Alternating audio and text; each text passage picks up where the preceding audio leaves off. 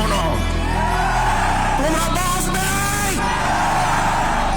এই দেশের রাষ্ট্রকে নিয়ে যারা চিন্তা করো, আমার সোনার বাংলা আমি তোমায় ভালোবাসি, এ গান গেয়ে তোমরা রাষ্ট্রকে রক্ষা করতে পারবে না।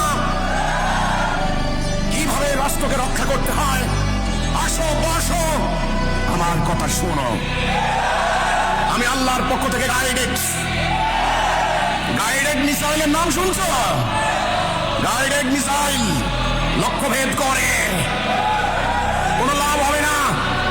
এই জন্য রাষ্ট্রের যারা কর্ণধার, রাষ্ট্রের যারা সমস্ত দায় দায়িত্বে আছো, বেতন খাচ্ছ, বসো, রাষ্ট্রকে কিভাবে বাঁচাবে